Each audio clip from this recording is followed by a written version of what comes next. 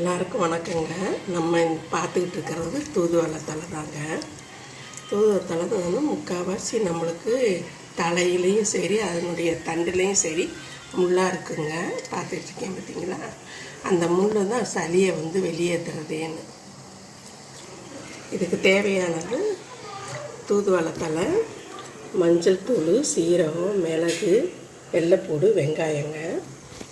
ஒரு டம்ளர் ஏற்கனவே ஒரு டம்ளர் ஊற்றிட்டேங்க, இன்னொரு டம்ளர் ஊற்றிடுறேங்க. இது நல்லா கொதிக்கட்டுங்க. அதுக்குள்ளேயே நம்ம இந்த சீரகம், மிளகு இதெல்லாம் நுணுக்கிட்டு வந்துடலாங்க. இதை நுணுக்கிடலாங்க.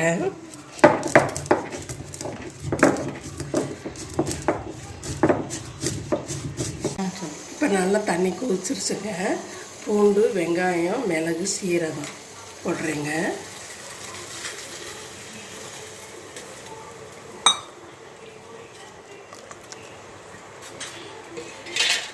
இது நல்லா வேகட்டுங்க. அதுக்குள்ளேயே நம்ம வந்து இந்த தூதுவளை தலையும் நம்ம முன்னுக்க பின்னுக்க எல்லாம் பார்த்து நல்லா அலசி உங்கள் முன்னாடியே அலசிட்டேங்க.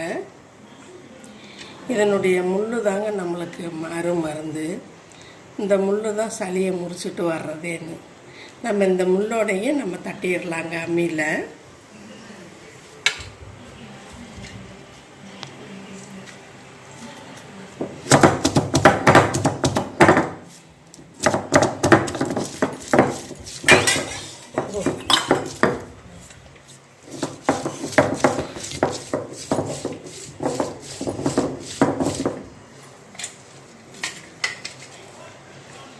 இந்த தூதுவளை தலையும் நல்லா அம்மியில் வந்து நல்லா நச்சுன்னு நல்லா தட்டிட்டோங்க. அதையும் கழுவுன தண்ணியும் ஊற்றிடுங்க.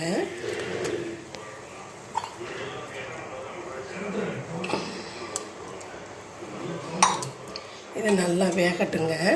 இந்த தூதுவளை சூப்பு வந்து நல்லா ரெடி ஆகிட்டு இருக்கு.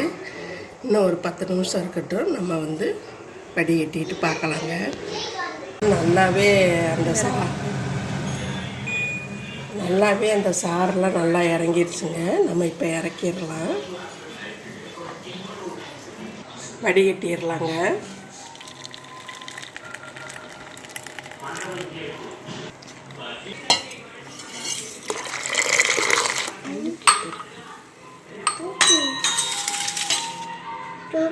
இப்போ எல்லாத்துக்கும் கிளாஸில் ஊற்றிடலாங்க.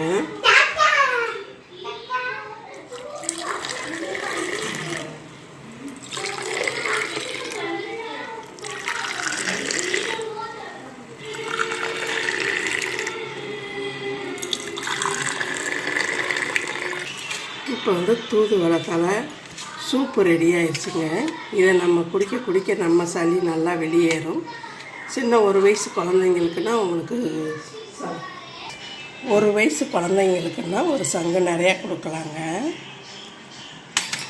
நம்ம கொடுக்கலாங்க, நல்லாயிருக்கும். அரை டம்ளர் குடித்தா நல்லாயிருக்குங்க. இதை தொடர்ந்து ஒரு 3 நாளைக்கு தொடர்ந்து குடித்தோம்னு வைங்களேன், நல்லா தொண்டைக்கும் இதமாக இருக்கும், சளியும் நல்லா வெளியேறுங்க.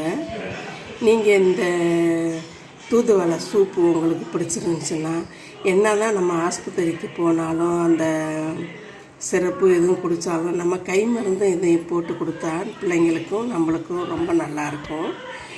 இதே போல் இந்த சூப்பு வந்து தூதுவளை சூப்பு உங்களுக்கு பிடிச்சிருந்துச்சுன்னாக்கும் நீங்களும் போட்டு குடிச்சு பாருங்களேன் எப்படி இருக்குதுன்னு சொல்லிட்டு. நீங்கள் கொடுத்துக்கிட்டு இருக்கிற ஆதரவுக்கு ரொம்ப நன்றிங்க. வாழ்க வளமுடன்.